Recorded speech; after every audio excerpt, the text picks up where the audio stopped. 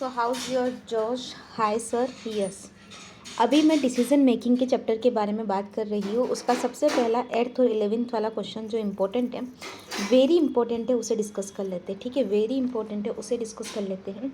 फिर अपन आएंगे most important पर। ठीक है, तो इम्पोर्टेंट, फिर वेरी इंपॉर्टेंट, और उससे भी बड़ा जो मोस्ट इम्पोर्टेंट है वो क्वेश्चन अपन डिस्कस करेंगे। इसलिए फटाफट से आ जाओ। वेरी इंपॉर्टेंट क्वेश्चन यानी कि तुम्हारा जो डिसीजन मेकिंग का चैप्टर है, उस डिसीजन मेकिंग के चैप्टर के क्वेश्चन नंबर 8 पर। तो ये रहा, मैं आ चुकी क्वेश्चन नंबर 8 पर। क्या बोलता है क्वेश्चन नंबर 8? जैसे कि मैंने आपको बताया था, हमारी अप्रोच वैसी ही रहने वाली है जैसा हम पहले फॉलो करते हैं। हम क्या फॉलो करते आए हैं, हमारी अप्रोच कैसी हमेशा रही है, तो हमने हमेशा से ही अपनी एक ही अप्रोच को फॉलो किया है कि भाई साहब, जब हम कोई क्वेश्चन कर रहे होंगे तो उसकी रिक्वायरमेंट को पता कर लेते हैं सबसे पहले। तो ये क्वेश्चन जो है उसकी रिक्वायरमेंट ये कह रही है कि आप लोगों को using the data available prepare an analysis showing that impact dropping flight GP022। तो अगर एक फ़्लाइट को आप ड्रॉप कर देते हो GP022, तो क्या होगा, कैसे होगा, समझने के लिए थोड़ा सा आगे बढ़िए। सर, GP022 ये कहता है कि अगर हम लोग बात करें कि अगर हम इस फ्लाइट को ड्रॉप करते हैं तो सर हम कितनी कॉस्ट को बचा लेंगे, that is a relevant cost.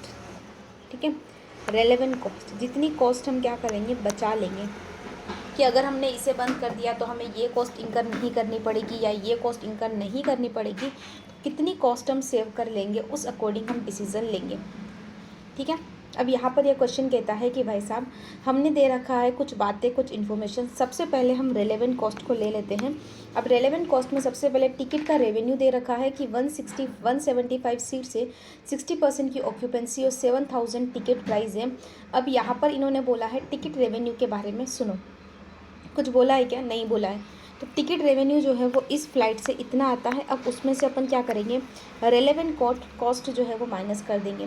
पहला आता है वेरिएबल एक्सपेंसेस 1400 पर पर्सन, जो है वो आता है 147,123।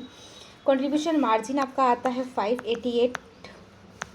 ये सब कुछ क्वेश्चन में ही दे रखा है। उसके बाद आता है लेस, आपको फ़्लाइट के एक्सपेंसेस को लेस करना है। तो आपको फ़्लाइट के एक्सपेंसेस को लेस करने के लिए सबसे पहले सैलरी देखनी है।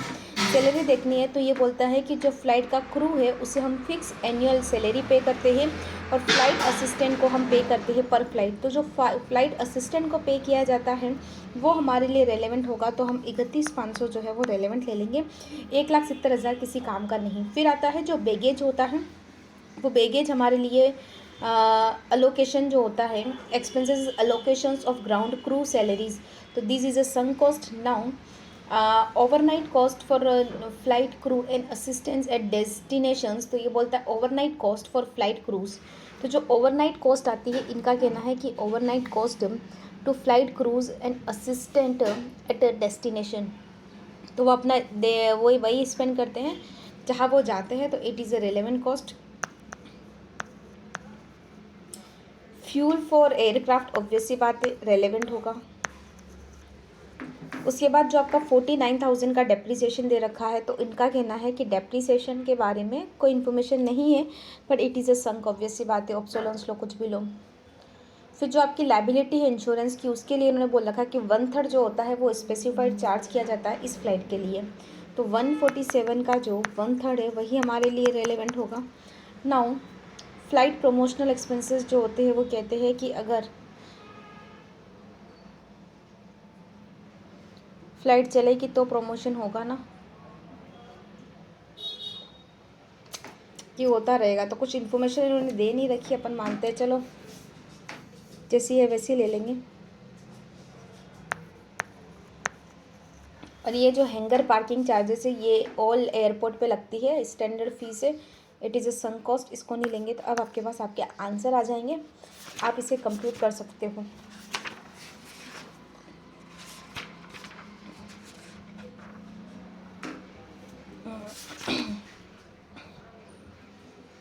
सर,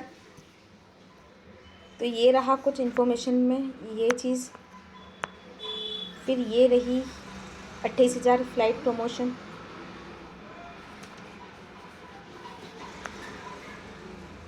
फ्यूल ये रहा। इंश्योरेंस ये रहा, ये रहा और ये भी ये रहा, ठीक है। अब आ जाओ सर नेक्स्ट।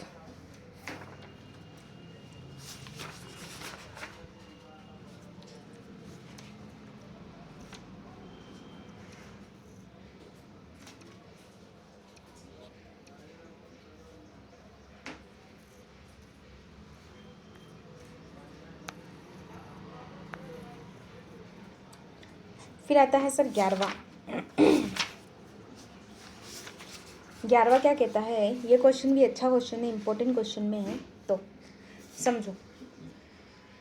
इस क्वेश्चन में आपको रिक्वायरमेंट पर जाओगे तो रिक्वायरमेंट कुछ ऐसी है कि CEO post preparation discussion seeks report from mister Singh to recommended the products which should be outsource. बताओ, ये आपको आउटसोर्स करना चाहिए क्या प्रोडक्ट, उसके बारे में पूछ रहा है। Report should also explain gain sharing arrangement, आपको ये भी बताना है।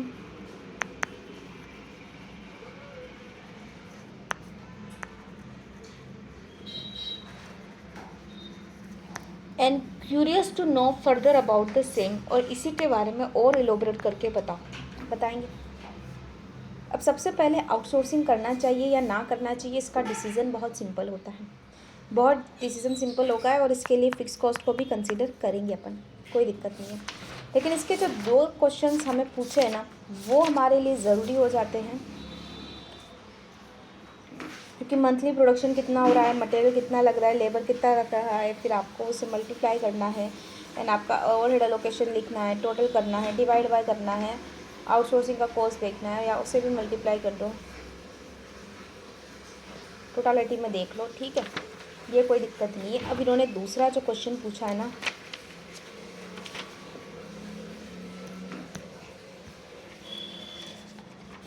क्या पूछा था उन्होंने, एक सेकेंड ना, सीईओ के बारे में बात करके कहाँ चले गए थे,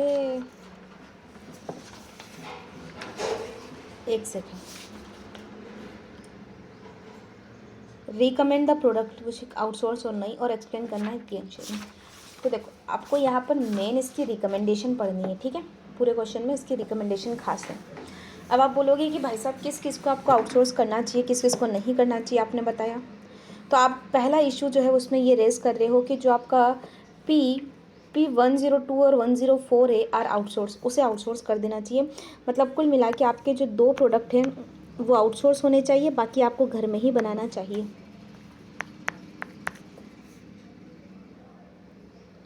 The company would have then have spare capacity since the production function capacity is a limiting factor, and there is a scope of selling the further unit P101, 103, 105 in order to acquire the market share. Hence, spare capacity of the great importance in will, ठीक है। और फिर issue 2 के बारे में बोल रखा है कि भाई साहब workforce 101, 103, 105 cannot be expanded to take up as a spare capacity on account of outsourcing. 102, 104 as layout may be required, which may cause problem like strike by remaining workforce, ठीक है। और 102 और 104 आर लेबर इंटेंसिव। तो इन्होंने कुछ issue बता रखे हैं। तो इनका सिंपल सा कहना है कि भाई साहब आउटसोर्स करने से पहले ध्यान से सुनना, आपने भले ही ये दो प्रोडक्ट आउटसोर्स करने को बोला, लेकिन keeping some points in mind.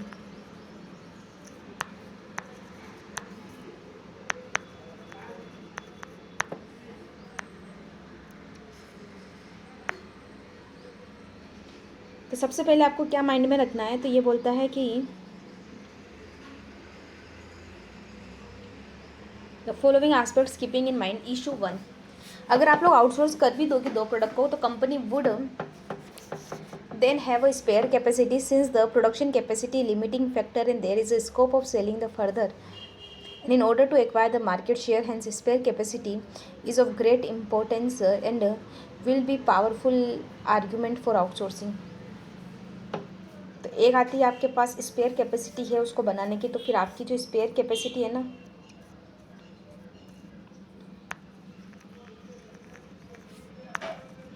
वो वेस्ट हो जाएगी। तो वो कई बार क्या होता है मैं आपको बताती हूँ। जैसे एग्जांपल के लिए कोई आपको बाहर से कह रहा है कि मैं आपको ये बना के 30 रुपये में दे दूँगा और तुम्हें पता है कि घर में बनाने में मुझे 50 रुपये लगता है, लेकिन क्या होता है ना, फिर भी तुम जो है वो घर में ही बनाओगे। क्यों? क्योंकि तुमको पता है कि भाई साहब हमारे पास मशीन है। अगर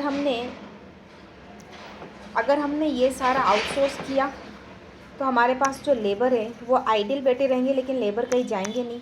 तो इन्हें कॉस्ट पैसा देना ही पड़ेगा, like a fix cost. Other fix cost electricity लगेगा ही लगेगा, जो हमारा वो स्पेस है वो इतना ही रहने वाला है। तो हमें पता है कि भाई साहब ये 20 में से 30 तो हमारी फिक्स कॉस्ट है।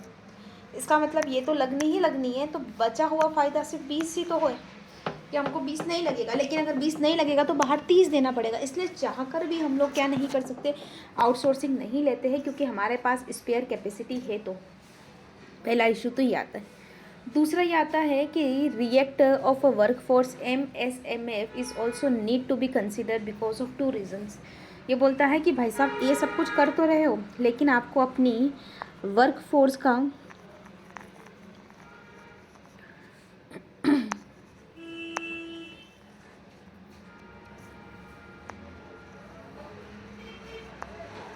रिएक्शन भी तो पता है या नहीं है, आपको अपनी वर्कफोर्स का रिएक्शन भी पता है या नहीं है। कैसे? ये तो हो सकता है कि सर वो क्या करें, can not be expand to take up the spare capacity on account of outsourcing they layout and require which may cause problem like strike. और ये हो सकता है कि वर्कमैन का कुछ प्रॉब्लम आ जाए, तो ये इन्होंने इशू बता रखे। और एक क्वेश्चन आता है गेन शेयरिंग का, तो ये कहता है गेन शेयरिंग अरेंजमेंट में एंटर कर लो। मतलब हमारे उस एग्रीमेंट में हम क्या करें, तेरा भी फ़ायदा और मेरा भी फ़ायदा, ऐसा कोई अरेंजमेंट कर ले। अगर हम लोग क्या करेंगे, ज़्यादा सेल करेंगे ज़्यादा फ़ायदा, कम सेल करेंगे कम फ़ायदा। लेकिन सर हर चीज़ का एक कोज होता है, तो यहाँ पर भी आपको ध्यान रखना होगा कि भाई साहब यहाँ पर फेलियर होने के चांसेस होते हैं जब हम लोग एग्रीमेंट सही से नहीं बनाते, उसमें एरर हो जाए, उसका इम्प्लीमेंटेशन सही से ना हो, और relationship between outsource supplier and entity, that is the answer. So ये 1 और 3 हो गया आपके लिए।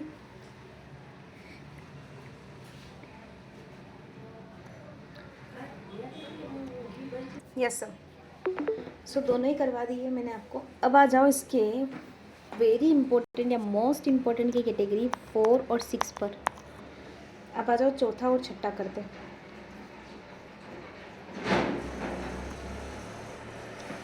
तो क्वेश्चन नंबर 4 और 6 क्या कहता है,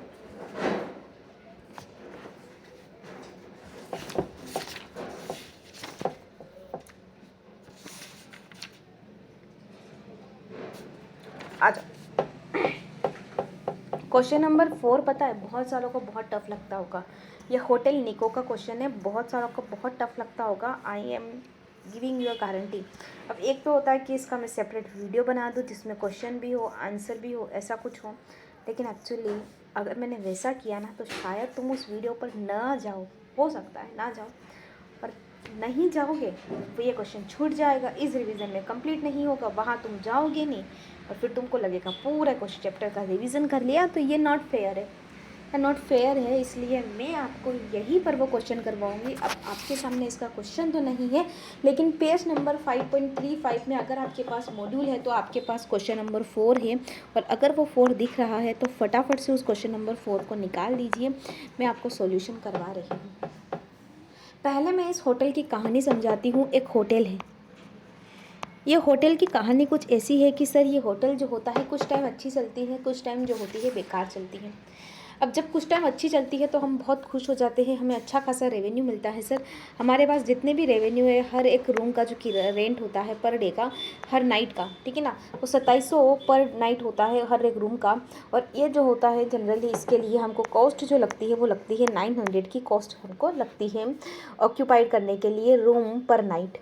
निको जो है वो क्या करता है, अवेलेबल करता है थ्रू आउट 365 और 75% की इसकी बजटेड ऑक्यूपेंसी है। और इसकी फ़िक्स कॉस्ट जो है जो भी आएगी वो कितनी है, 9 मिलियन है। ये वाली चीज़ होने के बाद अगर मैं आपसे कहूँ आपके पास क्वार्टर की इन्फॉर्मेशन दे रखी है, तो ये कहता है कि अगर निको जो है वो 900 ऑक्यूपाइड रूम जो है क्वार्टर 2 में सेल कर देता है, लेकिन उसको ये सेल बहुत कम लगती है, तो ना 100 वो Q2 में सेल करे, या फिर उसके पास Q2 के लिए एक बढ़िया ऑप्शन है।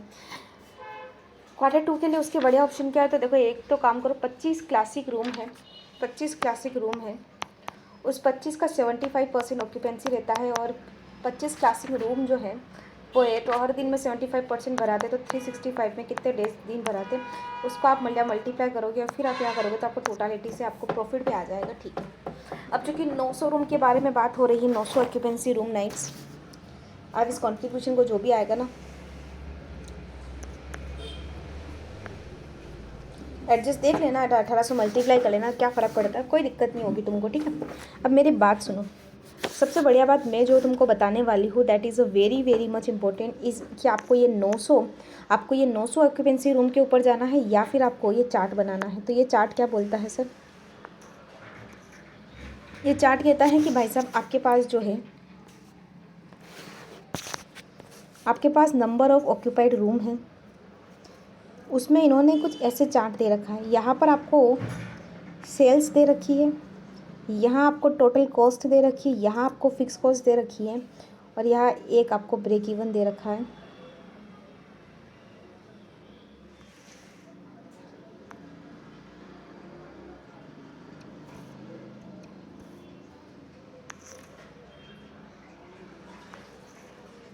ठीक है, ये लेवल है। अब यहाँ पर देखो, इस ब्रेक इवन पर मार्जिन ऑफ सेफ्टी दे रखा है, यहाँ ये लेवल पर आपको जो दे रखी है वो सारी यूनिट्स दे रखी है। तो आपके पास 7500 जो है ना, वो इस लेवल पर है। 750 और ऐड करोगे तो आपके पास आएगा 8250। समझे, पक्की बात है, 8250 आएगा। वो 8250 पे आपको काम करना है,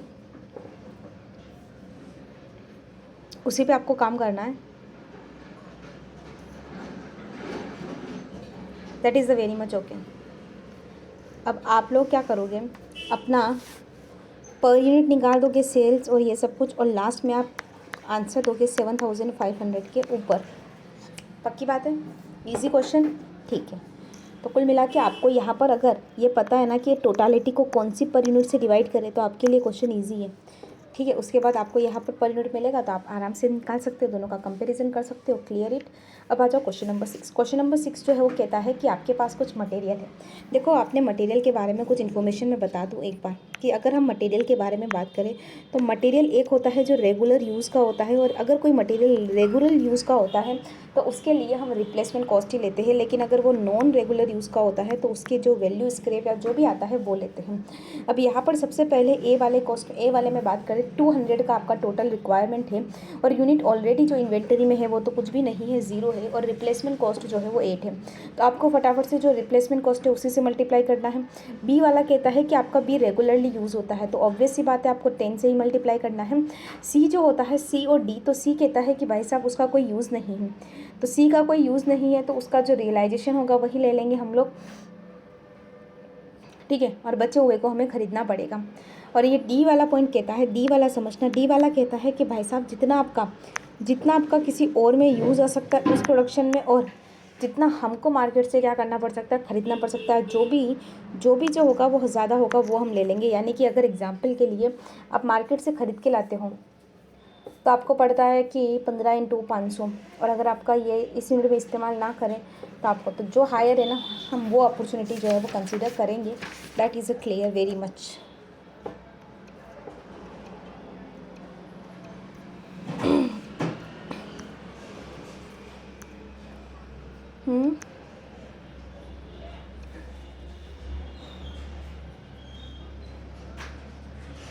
ये हो गए चारों।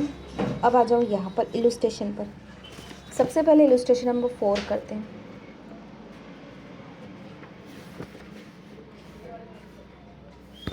इलुस्ट्रेशन नंबर 4 जो है वो क्या है, एज सिंपल एज ए कि अगर हम बिज़नेस को डिसकंटिन्यू करने के बारे में सोचें तो क्या होगा।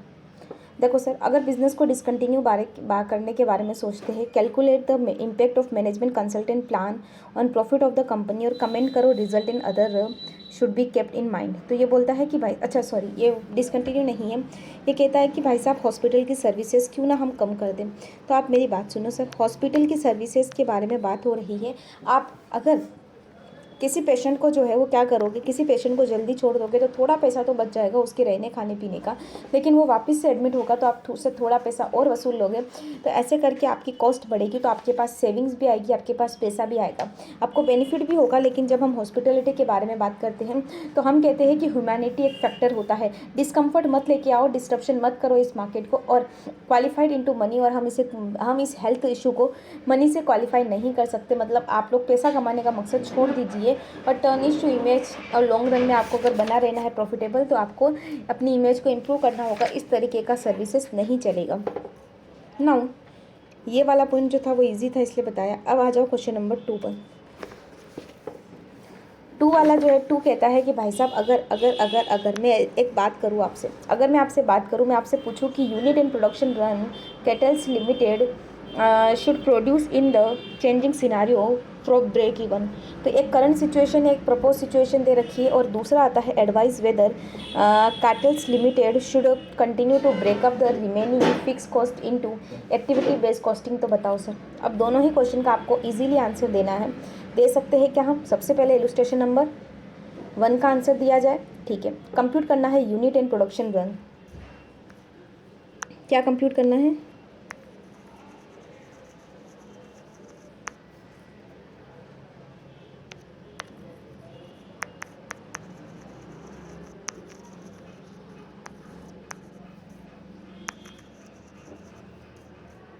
Compute unit and production run. तो compute unit and production run जो है वो क्या निकालने को बोलता है? सबसे पहले आप मेरी बात समझो, आपको कंप्यूट करनी है units and production runs changing scenario में, ब्रेक इवन में।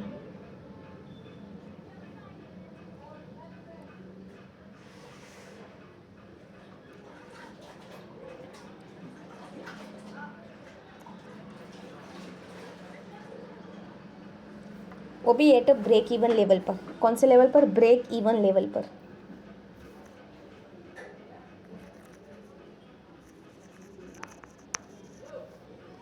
क्या होगा ब्रेक इवन लेवल पर? समझने के लिए समझो। आपके पास करंट सिचुएशन दे रखी है इस क्वेश्चन के अंदर, उसमें आपको सेलिंग प्राइस दे रखी है, डायरेक्ट कॉस्ट दे रखी है, कंट्रीब्यूशन निकल सकता है, प्रेजेंट नंबर ऑफ सेटअप्स 42 दे रखी है, कॉस्ट पर सेटअप 450 लगता है, और ऐसे 960 सेटअप्स होते हैं, 960 सेटअप्स होते हैं, और यहाँ पर इंजीनियरिंग आवर्स आपको 500 लगता है, कॉस्ट पर इंजीनियर 10 है। इसका मतलब तो ये हुआ कि भाई साहब अगर आप पर रन 960 बनाते हो, ऐसे अगर आपके पास 42 सेटअप है तो आपके टोटल यूनिट्स कितने बनते होंगे वो निकाल के बता दो। कैल्सी कहाँ है? कैल्सी मेरे को लाना पड़ेगा आई थिंक, तो कुछ ऐसा आएगा, लेके आती हूँ। सो क्या आता है 960 इंटू 42, अपन बना रहे हैं 320 यूनिट्स। अब मेरी बात समझना, तो वो क्वेश्चन है ना एक्चुअली, उसमें ये हो रहा है कि आपको सारी इन्फॉर्मेशन दे रखी है, आपको क्या कंप्यूट करना है? यूनिट कंप्यूट करना है, यूनिट्स।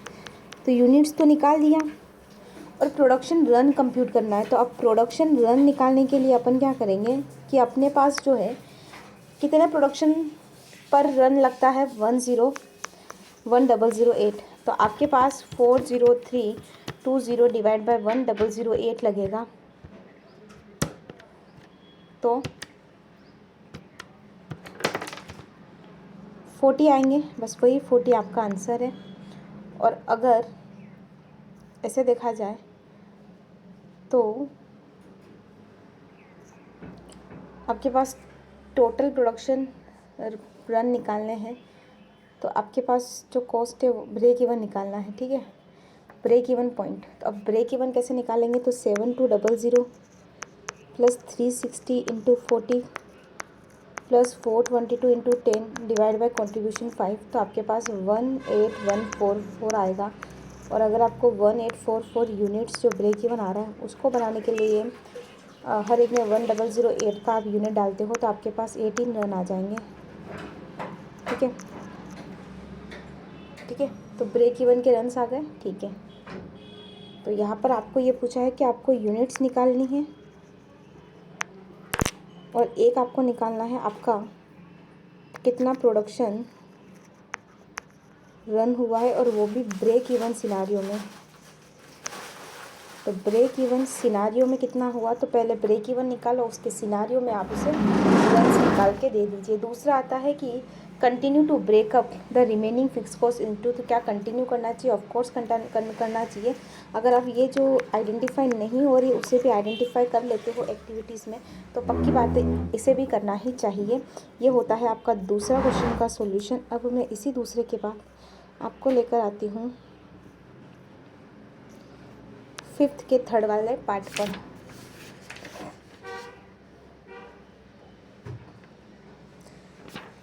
थर्ड वाला अच्छा क्वेश्चन है, लेकिन वो क्या है ना, इंटर के क्वेश्चन जैसा है। उसके बाद आ जाओ फिफ्थ वाले पर। फिफ्थ वाला क्वेश्चन जो है वो बाय और मेक डिसीजन को लेकर कहता है। तो भाई साहब ये सिंपल सा क्वेश्चन है कि हमें घर में बनाना चाहिए या बाहर से ख़रीदना चाहिए, बाय और मेक डिसीजन। ठीक है, बाय और मेक डिसीजन। ठीक है, एक चीज़ यहाँ पर आपको यहाँ पर ये थर्ड पॉइंट का ध्यान रखना है। मैं आपको ये भी बता दूँ फाइव के थर्ड में क्या पॉइंट है, ये देखो। एक्चुअली यहाँ ऐसा हो रहा है कि आप लोगों को क्या करना है ना, जो आपका सेलिंग प्राइस है उसमें से आपका जो वेरिएबल कॉस्ट है उसके दो पार्ट कर दो, एक मटेरियल का प्राइस और एक अदर का पार्ट्स। तो वो माइनस तो करना ही करना, उसके बाद जो पार्ट चेंज होगा वो दूसरा पार्ट चेंज होगा। ठीक है, उसके बाद आपका थर्ड पॉइंट तो दे नहीं रखा, इसका थर्ड क्या है, सेकंड होगा ये रिकमेंडेशंस ऑफ मोस्ट प्रॉफिटेबल। ठीक है, तो रिकमेंड आपको देना है, तो आपको बताना है कि मोस्ट प्रॉफिटेबल जो है वो क्या होगा। तो ये बोलता है कि भाई हम लोग जो है वो 25,000 में ज़्यादा पैसा कमा लेंगे। फिर आपको 8 का थर्ड वाला, अच्छा सॉरी क्या हो रहा है, ये इलस्ट्रेशन ही तो है। 8 के थर्ड पॉइंट में आओ। 8 का थर्ड पॉइंट जो है वो क्या कहता है, देखो 8 में थर्ड पॉइंट से पहले 8 भी अच्छा क्वेश्चन है। 8 क्या कहता है कि भाई साहब हम लोग जो है वो काम कर रहे हैं हमारे बोटल नेक पर, और उसका थर्ड पॉइंट कहता है कि अगर आप लोग जो है वो कितना टॉयज़ बनाओगे, तो ब्रेक इवन के लिए अगर हम 25,000 टॉय इंटू 16 टॉय करेंगे तो 1563 आवर्स कुछ ऐसा आएगा। ठीक है, वो कुछ ऐसा क्वेश्चन है। उसके बाद 9th वाला पॉइंट कहता है कि आपको थोड़ा सा वो चार्ट वाला पेरा तो याद करने की ज़रूरत पड़ेगी क्वेश्चन 9th में। और यही क्वेश्चन आपके जो है वो क्या है, डिसीजन मेकिंग के क्वेश्चन है। 9th बहुत थोड़ा टफ भी पड़ता है।